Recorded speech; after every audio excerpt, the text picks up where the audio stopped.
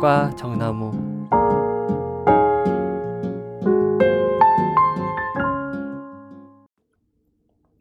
안녕하세요. 오늘은 저번에 이어서 종이 물고기 나머지 부분 낭독해 드릴게요.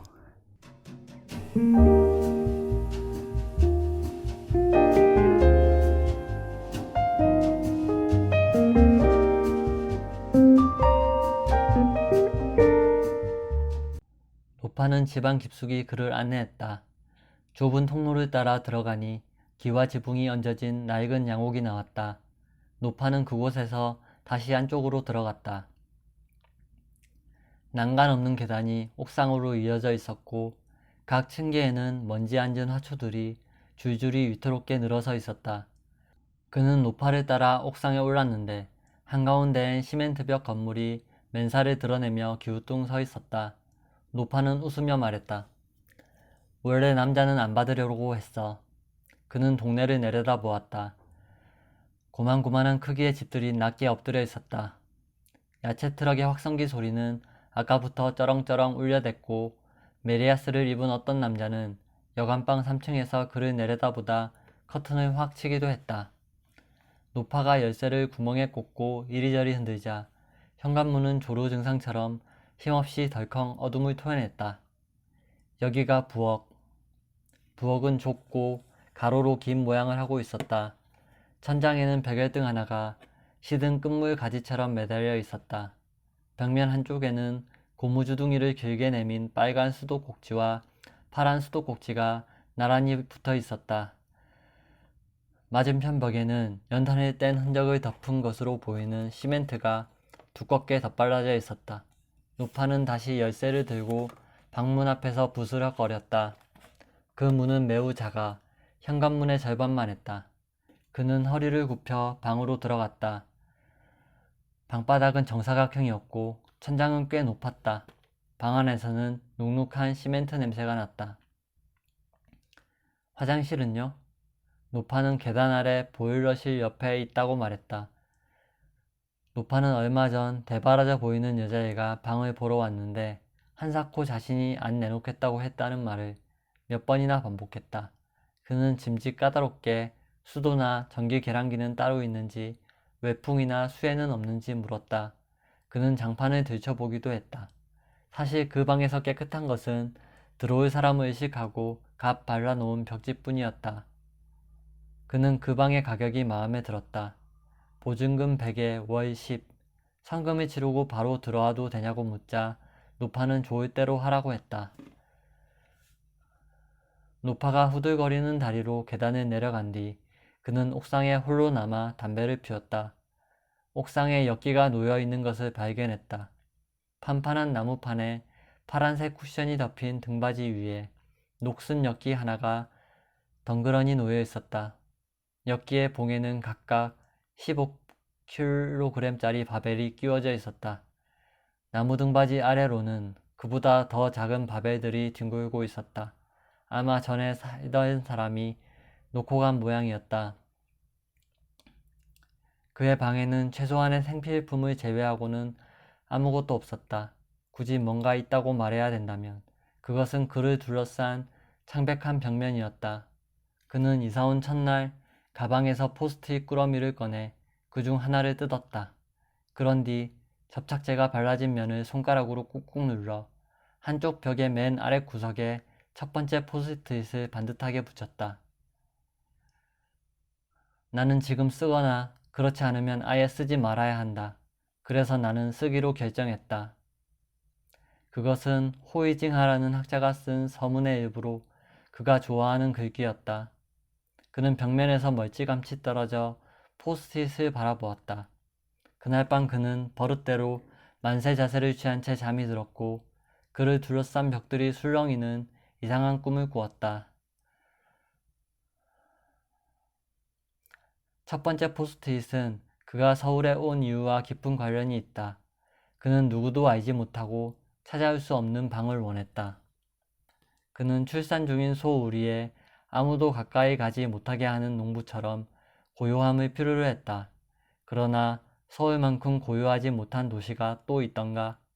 서울만큼 잔인한 도시가 또 있던가. 엄밀히 말해 그에게는 고요함과 소음이 동시에 필요했는지도 모른다.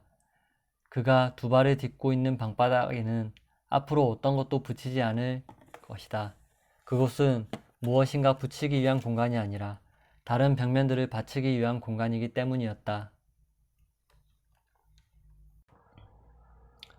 그가 첫 포스트잇을 붙인 벽면은 곧 다른 포스트잇들로 빼곡히 채워졌다.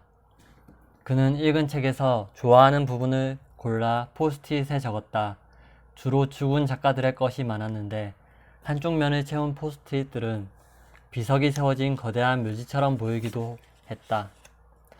포스트잇이 붙여질수록 첫 번째 벽면은 곧 떠들썩해졌다. 그곳에는 점잖은 역사가, 쾌활한 미술가, 충치를 앓고 있는 소설가, 소심한 과학자, 말더듬이 시인, 신경증에 걸린 종교인, 지리학자, 모험가, 언어학자, 운동선수, 심지어는 대필된 신의 목소리까지 있었다. 그들은 서로 싸우거나 건배했다. 그는 첫 번째 벽면에서 울려 퍼지는 건강한 소음을 좋아했다. 그는 불어 사이가 나쁜 두 사람을 붙여놓기도 했고 비슷한 목소리끼리 모아놓기도 했다. 한 달 동안 그렇게 한쪽 벽을 채웠다. 규칙도 순서도 없는 문장들이었지만 그것들은 스스로 어떤 질서를 만들어내고 있었다. 그는 전혀 다른 시대, 다른 분야에 있는 사람들의 목소리가 모두 연결되어 있다는 점에 놀라워했다. 두 번째로 할 일은 자신에 관한 이야기를 쓰는 것이었다. 그는 다른 벽면에 그것을 채우기로 결심했다. 그것은 좀 더 작은 글자로 쓰여져야 했다. 그는 하나의 규칙을 정했다. 그것은 한 포스트잇 안의 문장이 다음 포스트잇으로 넘어가야만 이해될 수 있는 불완전한 문장이 아닌 하나의 완결된 문장으로 끝나야 된다는 것이었다. 그는 두 번째 벽면에 첫 번째 포스트잇을 붙였다. 나는 1980년 똥고개에서 태어났다. 그곳은 좁고 구불구불한 계단이 하늘까지 이어지는 마을이었다. 자신에 관한 이야기였으므로 기교나 구성을 필요로 하지 않았다. 다만 정직하면 되었다. 그는 막걸리로 채운 젖을 물고 자란 이야기, 신문지로 된 방에 온종일 있었던 이야기, 졸업식 이야기 등을 썼다. 그 중에서도 그는 스테이크에 관한 일화를 애틋하게 생각했다. 그 시골 요리사가 했던 일과 지금 자신이 하려고 하는 일이 비슷하게 느껴졌기 때문이다. 그는 그 일화의 마지막을 다음과 같이 적었다. 우리는 그것을 스테이크라고 믿고 먹었다. 한편 요리사와 우리 가족은 서로 얼마나 안도했을까? 정확한 공간이나 시간이 그려지지 않을 때도 있었지만 그것은 별로 중요하지 않았다. 그는 실제로 그곳이 아닌 그가 아는 그곳을 썼다. 그리고 일은 굉장한 속도로 이루어졌다. 포스트잇은 금방 한쪽 벽면을 채웠다. 벽면의 크기는 한정돼 있고 포스트잇의 크기 역시 정해져 있다.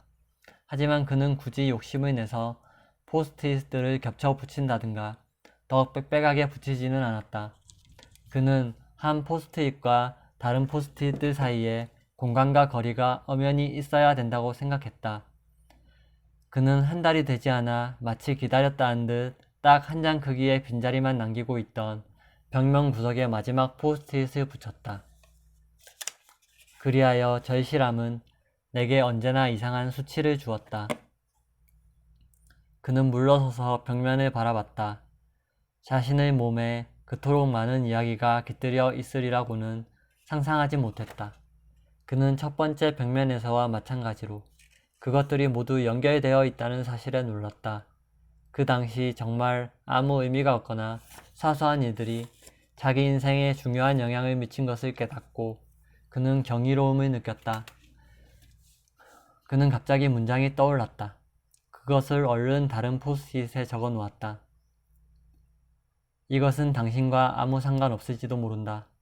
하지만 우리와 아무 상관없는 수만 가지 일들이 우리의 인생에 중요한 영향을 미친다는 사실을 잊고 난다. 당신이 절대 가볼 리 없는 지방 관광도시의 고장난 공중전화와 당신, 스타크래프트 챔피언과 당신, 고생대부터 지금까지 살아왔다는 빛도 산소도 없는 곳에 사는 지옥의 오징어와 당신, 당신과 당신 사이의 당신. 공간이 빠듯해서 마지막 당신이라는 말을 겨우 끼워 넣을 수 있었다. 이것은 세 번째 벽면의 첫 포스트잇이 되었다. 세 번째 벽면은 좀 더 무질서했다. 그곳의 포스트잇들은 뚜렷한 문맥이 있는 것도 완결된 형태의 문장으로 이루어진 것도 아니었다. 그는 스치는 생각, 단어, 문장을 암호처럼 적었다. 그 중에는 실패한 농담들의 쓰레기장이나 진심을 위한 배치 가게도 있었다. 그것들은 어떤 것도 말하고 있지 않지만 왠지 모르게 기분 좋게 해줌을 느꼈다. 그는 어떤 상황들에 대해서도 짧게 써서 붙였다. 이를테면 키스하고 싶은 언청이 소년이라든가 아내가 떠난 뒤 김을 굽는 사내라든가 하는 것들이었다.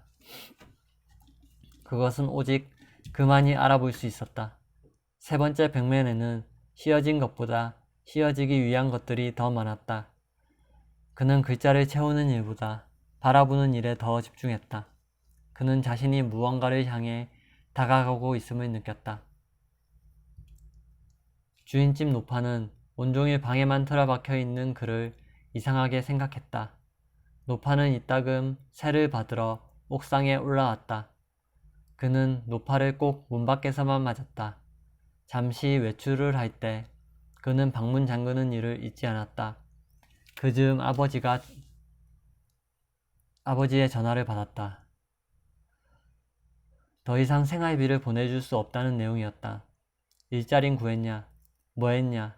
당장 내려와라. 그는 괜찮다는 말을 몇 번 반복하다 전화를 끊었다. 그는 며칠 뒤 공사장에 나갔다.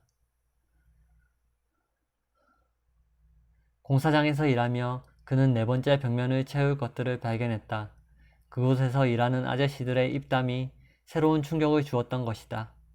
그의 귀는 너무나 오랫동안 닫혀 있었던 까닭에 세상의 소음에 예민하게 반응했다.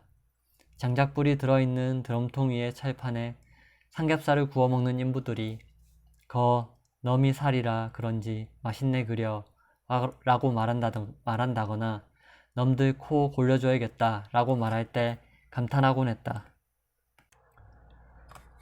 그는 아저씨들이 나누는 대화를 기억해두었다가 포스트잇에 적었다.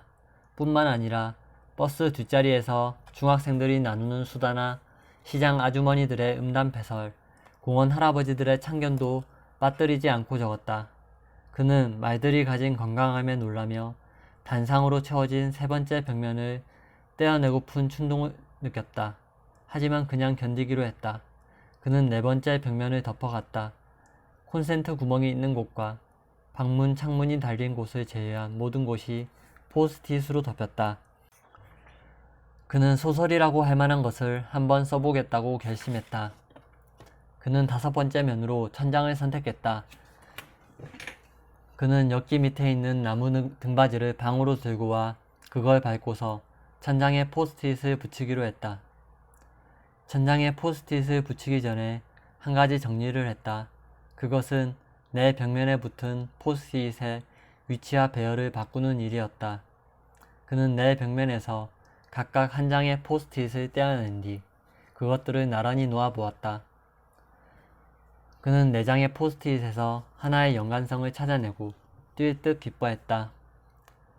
6 곱하기 8의 포스트잇이 질서정연하게 붙어있는 내 벽면은 커다란 체스판처럼 보이기도 했으며 시간이라는 X축과 공간이라는 Y축을 가진 사건 그래프처럼 보이기도 했다. 그것은 묘지나 도시처럼 보이기도 했으며 미로나 정글처럼 보이기도 했다. 내 벽면은 하나의 모서리에서 만나 다시 갈라졌으며 선들을 공유하고 서로를 지탱했다. 그는 천장에 포스트잇을 붙이기 시작했다. 그의 소설은 몽상가적 성격이 강한 한 인물에 대한 묘사로부터 시작되었다. 그는 인물이 처한 상황을 그린 다음 소설의 첫 부분을 몇 장의 포스트잇에 나누어 다음과 같이 썼다. 그렇다면 그나 나는 왜 이런 낭비를 하고 있는 것일까? 그리고 당신은 왜 이 낭비를 아직도 견디고 있는 것일까? 그는 별로 침도 없는 입을 열며 우리에게 처음으로 말을 했다. 그것은 어쩌면 희망 때문일 것이라고. 그는 오랫동안 입을 다물고 있었기 때문에 그의 희망에선 입냄새가 났다. 하지만 그것은 자연스러운 일이었다. 그는 엽기의 나무 등받이에 한 번 오를 때마다 꼭 포스트잇 한 장만을 붙였다. 버려지는 포스트잇은 다른 벽면을 채울 때보다 훨씬 많았고 떼어지는 포스트잇 역시 그랬다. 그는 절제해가며 써야 했다. 때론 계획했던 대로 쓰여졌고 때론 인물이나 사건이 저 혼자 힘으로 저만치 걸어가 있기도 했다. 그는 좋은 소설이 될 거라 확신했다. 좋은 소설을 쓰는 자신이 마치 좋은 사람이 되기라도 한 것처럼 그는 즐거워했다. 그는 뭔가에 씌어 있었다. 그는 포스트잇의 위치를 바꾸거나 다시 배열하기도 했다. 그는 먹고 자는 일 외엔 오직 이 일에만 몰두했다. 소설은 거의 완성되어 갔다. 몇 달 후 나무 등받이에서 내려오면서 그는 깊은 숨을 쉬었다.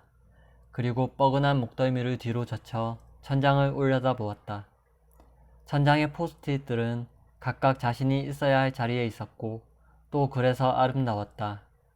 천장은 모두 채워져 있었고 오직 한 장의 포스트잇이 들어갈 만한 자리만이 벽지를 드러내고 있었다.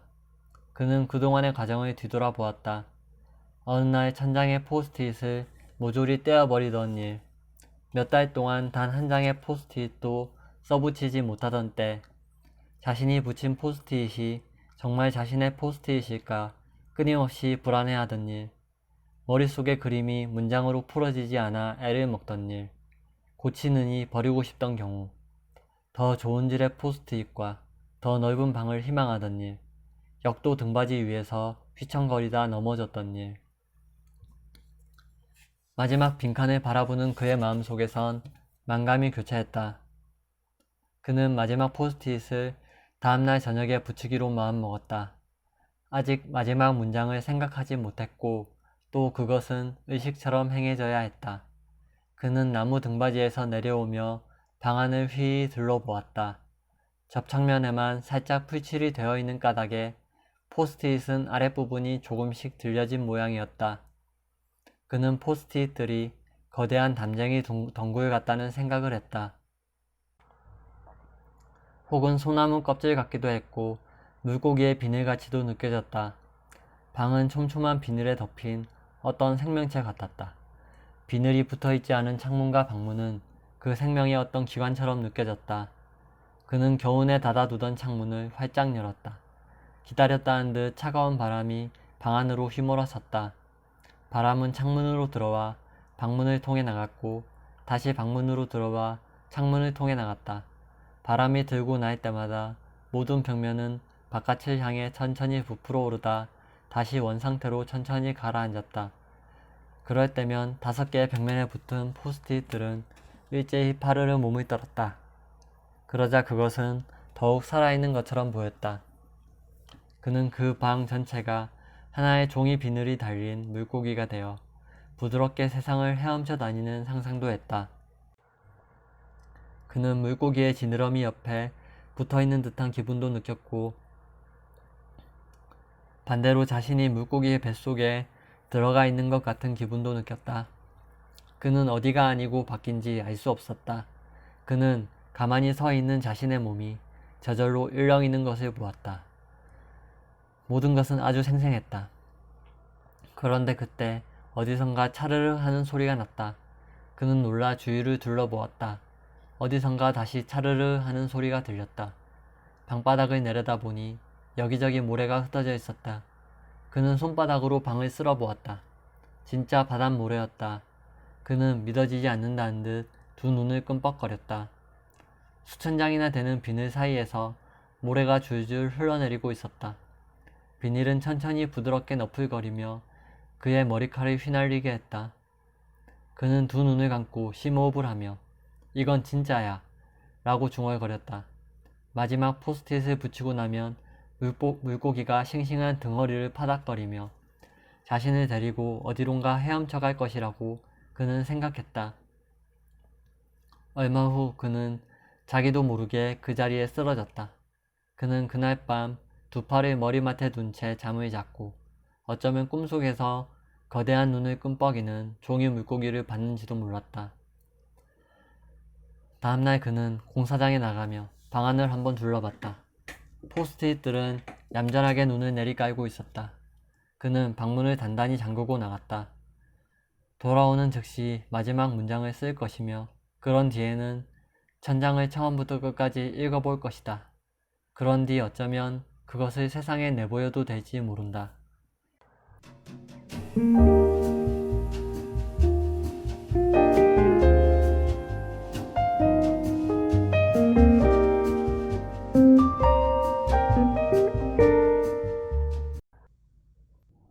저는 이 종이물고기라는 소설이 실제로 김애란 작가가 어떤 습작해가는 과정을 반영한 소설처럼 느껴졌었어요.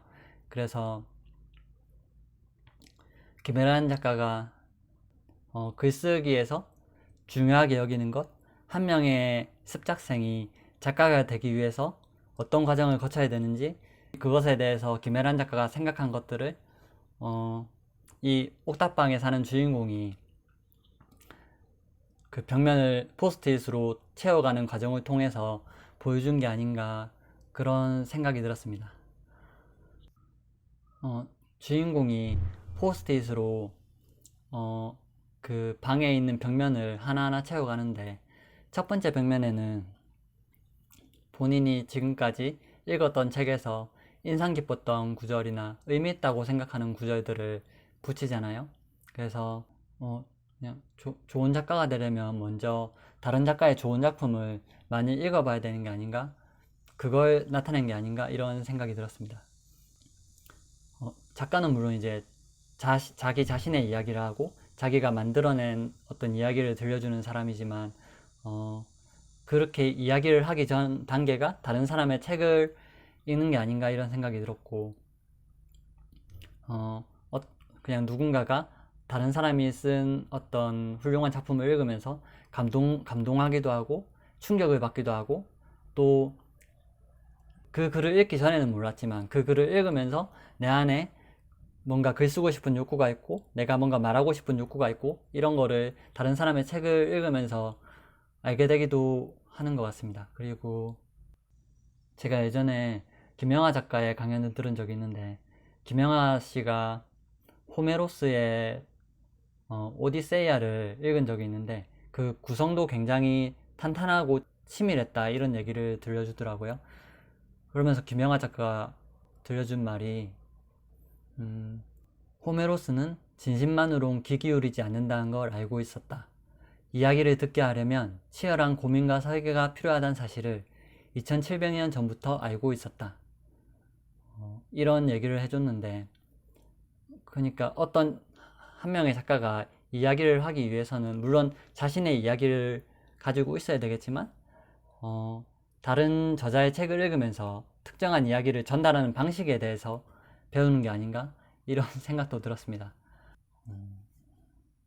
두 번째 벽면에는 그러니까 자신이 이때까지 살아온 이야기, 자신에 관한 이야기를 쓰잖아요. 그래서 그 자신에 대한 이야기를 쓸 때는 특별히 어떤 기교가 필요한 게 아니라 그냥 진솔하고 솔직하게 쓰면 된다 이런 말이 나오는데 어떤 작가가 되기 위해서는 자신의 이야기를 써야 되는 이유에 대해서 나름대로 생각을 해봤는데 그것은 그냥 제가 생각할 때는 작가는 뭔가를 이야기하는 사람인데 뭔가를 이야기하는 사람은 자신이 무엇을 이야기하는지를 잘 알고 있어야 되잖아요. 그걸 잘 알고 있어야지 사람들한테 제대로 전달을 할 수 있으니까. 그런데 사람이 뭔가를 잘 알기 위해서는 그 이전에 거쳐야 될 단계가 그 이야기를 하고 있는 자신에 대해서 잘 알아야 된다 이런 느낌이 들었어요. 만약에 어떤 사람이 자신에 대해서 제대로 이해하지 못하고 있고 자신에 대한 이해가 있는 그대로의 자신을 보는 게 아니라 어떤 자신을 왜곡되게 인식하거나 잘못된 방식으로 인식하고 있으면 그런 사람이 표현하는 대상도 좀 일그러져서 표현할 가능성이 있지 않나 이런 생각이 들었었고 그래서 뭔가를 이야기하려는 사람은 먼저 자기 자신에 대해서 잘 이해해야 된다는 생각이 들었었고, 그렇게 자기 자신을 잘 이해하기 위한 방법 중에 하나가 자신에 대해서 글을 쓰는 게 아닌가 이런 생각을 했습니다. 그래서 음, 글을 쓰면서 자신이 살아온 삶도 정리를 하고 자기가 무슨 생각을 하고 있고 무슨 마음을 가지고 있고 그런 걸 적어보면서 자기 자신을 이해하게 되고 자기 자신을 잘 알게 되는 게 아닌가 이런 생각을 해봤고, 세 번째 벽면에는 스치는 생각이나 단어, 문장 이런 것들을 막 내키는 대로 막 적는 이런 과정을 거치는데, 어, 저는 그냥 이것에 대해서는 그렇게 깊게 이해한 건 아니고 그냥 어떤 특정한 형식이나 틀이나 그런 것들에 구애받지 않고 자신이 표현하고 싶은 대로 느낀 대로 자신의 마음속에 있는 것들을 자유롭게 표현하는 훈련? 그런 게 아닌가 이런 생각을 했고, 네 번째 벽면에는 그 주인공이 공사장에서 일하면서 공사장 인부 아저씨들한테 들은 말, 그리고 버스에 탔을 때 뒷자리에서 중학생들이 나누는 수다, 그리고 공원에 갔을 때 뭐 할아버지가 막 참견하는 거, 시장 갔을 때 막 시장 할머니들이 나누는 그런 음담패설 이런 것들을 막 적잖아요. 그러면서 어, 다른 사람들이 다른 사람들이 했던 말을 받아 적으면서 말들이 가진 건강함에 놀랐다라는 표현이 나오는데, 음, 저도 여기서는 좀 공감을 했습니다. 글이 있고 말이 있는 게 아니고 먼저 생각이 있고 그 생각을 표현한 게 말이고 또 그 말을 받아 적은 게 글이잖아요. 그래서 먼저 순서를 따지자면 어떤 사람의 생각이나 말이 먼저라서 그렇게 생각이 바로 탁 쏟아져 나온 그 말을 잡으면 되게 생생하고 참신할 때가 많은 것 같아요. 실제로 전쟁은 여자의 의구를 하지 않았다라는 책이 있는데, 이 책이 그 소련에서 2차 세계대전 때 전쟁에 참여했던 여성들의 어떤 그 육성, 그리고 그 사람들의 인터뷰 이런 것들을 기반으로 해서 만들어진 책인데, 그 사람들이 말하는 걸 막 그대로 그 구술을 그대로 받아 쓰고 적고 이런 게 책 내용에서 상당 부분을 차지하고 있는데, 그냥 그 사람들이 마음에서 우러나온 그런 얘기들을 그냥 여과 없이 표현한 것들인데 그냥 다른 어떤 훌륭한 문학 작품들보다도 되게 생생하게 전쟁의 참상이라든가 그 전쟁을 치르면서 여성들의 마음속에서 일어났던 격동하는 그런 마음 같은 것들이 이 책에서 정말 전달이 잘 되고 있거든요. 그래서 어, 어떤 사람의 살아있는 그 날 것 그대로의 말을 잘 옮겨오는 것만으로도 되게 훌륭한 글이 될 수 있다 이런 생각이 들었고, 저도 뭐 길 가다가 직장에서 누군가가 했던 툭 튀어나온 얘기나 아니면 내가 누군가한테 들은 얘기 아니면 뭐 시장이나 버스에서 들은 얘기 이런 것들 중에서 되게 생생하고 참신하다 싶은 것들이 있으면 막 메모를 하는데, 그런 표현들이 되게 좋다고 느낄 때가 많거든요. 그래서 그냥 언젠가 한 번은 그냥 시장에서 물건 파는 아주머니가 막 하루 종일 장사를 하시다가 이놈의 돈 벌어가 뭐 하려고 내가 이 지랄을 하는가 몰라 막 이런 말씀도 있고, 또 뭐 또 어떤 아저씨는 7,000원짜리를 5,000원에 준다 해도 안 사가네, 맹구 엄마다 맹구 엄마 막 이런 식으로 말을 하는데, 이 표현들이 너무 생생하고 재밌어서 저도 막 이렇게 노트에 적기도 하고 그랬습니다. 좋은 글을 쓰려면 음, 이렇게 다른 사람들의 말을 진짜 귀 기울여서 잘 듣는 것도 되게 중요하다는 생각을 해봤고, 어, 이렇게 벽면 4개를 다 채운 주인공이 이제 맨 끝에는 마지막으로는 자신의 이런 이제 습작 경험을 거쳐서 마지막에 이제 소설을 써보기로 하죠. 그래서 천장에 이제 포스트잇을 하나하나 붙여 나가는데, 저는 여기서 좀 인상 깊었던 게 주인공이 다른 벽면에는 다 포스트잇을 붙이지만 바닥에는 포스트잇을 안 붙이는 게 되게 인상적이었어요. 그리고 그게 되게 중요하다는 생각이 들었어요. 그러니까 작가가 이제 글을 써서 살아가는 사람이지만 작가 또한 한 명의 생활인이잖아요. 그래서 먼저 그 사람의 어떤 생활이 있고 그 생생한 삶의 체험을 바탕으로 해서 글도 나오는 것이기 때문에 작가가 이렇게 완전히 글이라는 세계에만 매몰되지 않고 이 바닥에 포스트잇을 안 붙임으로써 바닥에 딱 발을 붙이고 서서 생생한 현실과 연결되어 있다는 게 한 명의 글 쓰는 사람한테는 되게 중요한 일 같고 진짜 평생 동안 좋은 글을 쓰고 싶은 사람이라면 그냥 평생 동안 계속해서 어떤 삶이라는 것에 딱 발을 붙이고 있고 그 삶 속에 그리고 삶과 연결되어 있는 사람들 속에 이렇게 풍부하게 연결되어 있어야지 그걸 기반으로 해서 좋은 글도 쓸 수 있는 게 아닌가. 바닥에 포스트잇을 안 붙이는 게 되게 중요하다 이런 생각을 했었습니다. 김혜란 작가는 김혜란 작가도 되게 좋은 글을 쓰고 싶어 하던 사람이었고 그래서 그 좋은 글을 쓰고 싶다는 그런 절실한 마음으로 절실하게 글을 쌓았고 그런 것들이 이 작품에 반영이 돼 있다고 저는 느꼈고 저도 그냥 좋은 글을 쓰고 싶고 언젠가는 좋은 책을 쓰고 싶은 그런 사람으로서 이 옥탑방에서 그냥 아무도 오지 않은 옥탑방에서 혼자서 포스트잇으로 한 장 한 장 그런 벽면을 채워가는 이 주인공을 보면서 저도 그 절실함에 공감을 했고 언젠가는 저도 그렇게 훌륭한 글을 쓰고 싶다 이런 생각을 했고 그 주인공의 절실함에 저도 공감을 했던 것 같습니다. 그러면 소설의 마지막 부분 낭독하고 오늘 방송 마치겠습니다. 들어주셔서 감사합니다.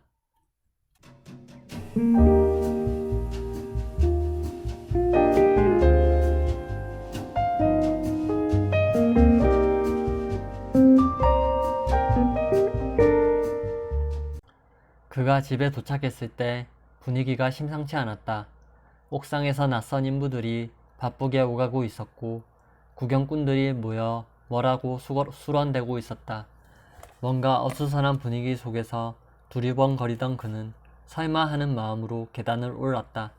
그런데 옥상에 올라갔을 때 폭삭 허물어져 내려앉은 옥탑방이 보였다. 그는 온몸이 빳빳하게 굳어오는 것을 느꼈다. 멍하니 폐허를 바라보며 서있자 주인 노파가 그를 알아보고 다가왔다. 노파는 잔뜩 화가 나 있는 표정으로 다짜고짜 소리쳤다. 아니 총각, 벽에 금이 가 있었으면 그렇다고 말했어야지. 이 지경이 될 때까지 그냥 놔두면 어쩌자는 거야. 돈도 돈이지만 송장 칠 뻔했잖아. 그는 정신이 멍해졌다. 금이라니? 여지껏 버틴 게 용하다네. 실금이 논바닥처럼 쫙쫙 갔는데 왜 그냥 있었냐고 난리야. 그는 그 자리에 붙박인 듯 서서 자기 방이 무너진 현장을 노려보았다. 워낙 없는 살림이기도 하지만 그곳에는 벽돌과 노란 포스트잇이 시멘트 가루 속에 뒤엉켜 있었다. 인부들은 바쁘게 건물의 잔해를 자루에 담아 아래로 나르고 있었다. 그는 벽돌 틈에 삐죽삐죽 나와있는 포스트잇들이 짐승의 창자처럼 끔찍했고 또 수치스러웠다. 그는 포스트잇들이 그동안 벽면에서 서서히 진행되던 균열을 모두 가리고 있었음을 깨달았다. 그는 그 자리에 그대로 주저앉았다. 노파가 계속 옆에서 뭐라고 떠들어댔으나 아무 말도 들리지 않았고 시멘트 먼지 때문인지 눈이 자꾸 따끔거렸다. 그는 자신이 얼마나 그러고 있었는지 알지 못했다. 주인은 캄캄했고 또 몇 시간 전의 소란에 비해 고요했다. 그는 노파가 자신을 걱정하며 몇 번이나 옥상에 올라온 것을 기억했다. 그는 잠시만 그러고 있겠다며 노파를 내려보냈다. 방은 쉽게 무너진 것처럼 쉽게 치워졌다. 그는 정리가 덜 된 철거 현장에 혼자 우두커니 앉아 몇 시간을 보냈다. 갑자기 정신을 차렸을 땐 아무도 없었다. 그는 가까스로 담배를 한 대 꺼내 물며 폐허를 바라봤다. 시멘트 조각과 함께 뒤엉켜 있는 포스트잇 더미는 한 장의 구겨진 평면처럼 보였다. 그것은 피카소의 우는 여자 같았다. 그러자 그 얼굴은 금세 엿기를 들고 있는 중국 소녀의 얼굴로 바뀌었다. 그는 역도 선수처럼 잔뜩 일그러진 얼굴을 두 손으로 감쌌다. 그때였다. 어디선가 은행나무 잎처럼 노란 포스트잇 한 장이 그의 발밑으로 날려왔다. 그는 신발 밑창으로 포스트잇을 지그시 눌러 더 이상 날아가지 못하도록 했다. 그는 허리 굽혀 그 포스트잇을 주웠다. 달달 떨리는 손으로 꼬깃꼬깃 구겨진 포스트잇을 펴보았다. 그가 쓴 소설의 한 구절이었다. 그는 침도 별로 없는 입을 열며 우리에게 처음으로 말했다. 그것은 어쩌면 희망 때문일 것이라고. 그는 그것을 읽고 한동안 꺼이꺼이 울었다. 한참 후 그는 시멘트 가루가 묻은 그 포스트잇을 소매로 닦았다. 그런 뒤 그가 기대앉아 있던 옥상의 낮은 담벼락에 붙였다. 포스트잇은 담에서 금방 떨어졌다. 그는 포스트잇을 주워 접착면에 시멘트 가루를 털어낸 뒤 다시 담벼락에 붙였다. 포스트잇은 다시 떨어졌다. 그는 포스트잇을 자기 엄지손가락으로 누르고 있었다. 그는 손가락을 떼지 않은 채 포스트잇이 바람에 파르르 흔들리는 모습을 바라보았다. 그것은 마치 물고기의 아가미처럼 가쁘게 그러나 팔딱팔딱 뛰고 있었다.